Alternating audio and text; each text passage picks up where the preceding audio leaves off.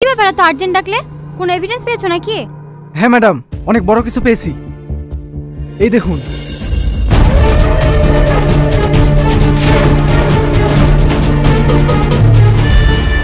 এইবার ঠিক আছে, বডিটা ধরো।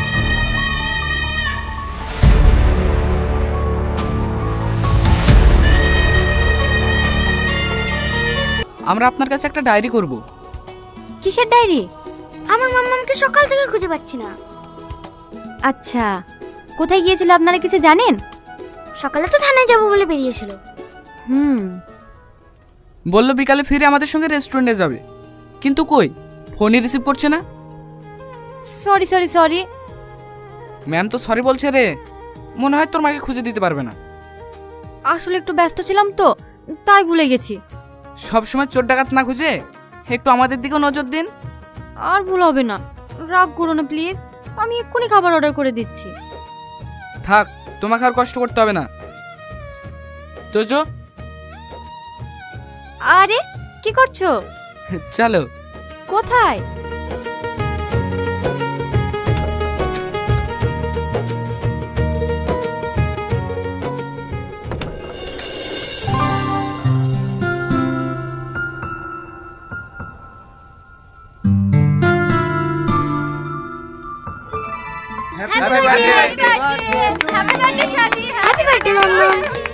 Happy birthday.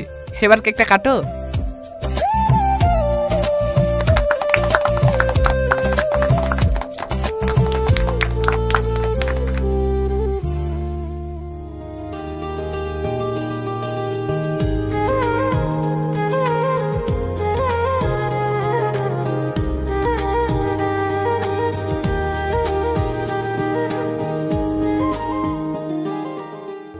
ম্যাডাম পৌঁছে গেছি।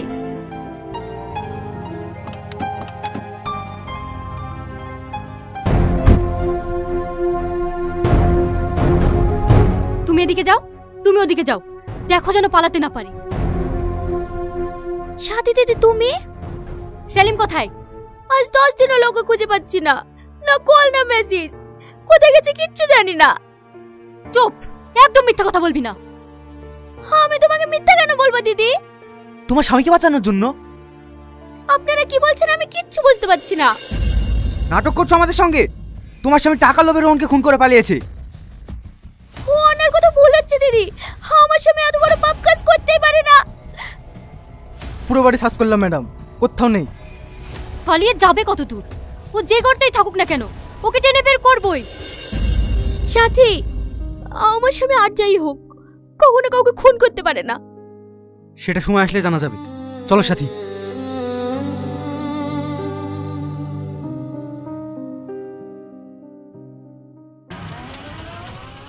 হাবিলদার, ওর উপর কড়া নজর রাখো আর ওর ফোন ট্যাপ করো। ও নিশ্চয় ওর স্বামীর সঙ্গে যোগাযোগ করার চেষ্টা করবে। ঠিক আছে ম্যাডাম। তোমরা যাও সাথী, আমি একটু বাড়ির দিকে যাব।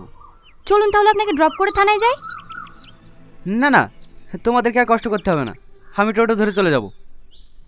আপনার অসুবিধা হবে না তো? না না, তোমরা যাও। ঠিক আছে স্যার।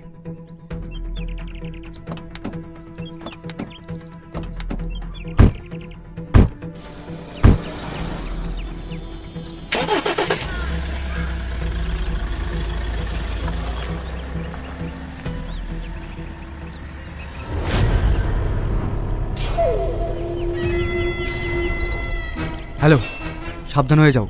সাথী তোমাদের ফোন ট্যাপ করবে, কোনো যোগাযোগ করলে নতুন নাম্বার থেকে করবে, আর সিমটা অবশ্যই ভেঙে ফেলবে। আন্ডারস্ট্যান্ড?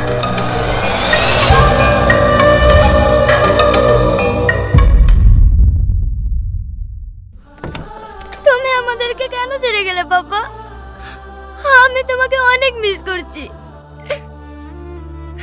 আমার খুব কষ্ট হয় তোমার জন্য। কোথায় আছো বাবা? ফিরে এসো না।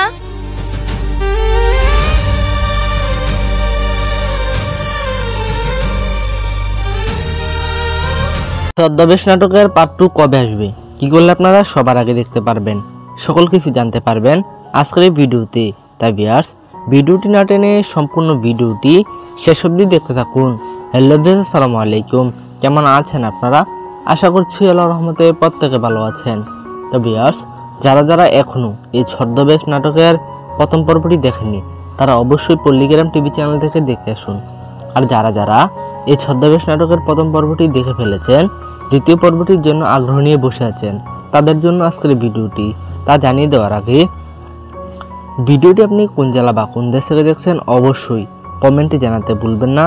চ্যানেলে নতুন হলে অবশ্যই চ্যানেলটি সাবস্ক্রাইব করে দিন। তো ভিউয়ার্স, এই ছদ্মবেশ নাটকের দ্বিতীয় পর্বটি আপনারা দেখতে পারবেন আগামী 7 থেকে 14 দিনের মধ্যে পল্লীগ্রাম টিভি চ্যানেলে।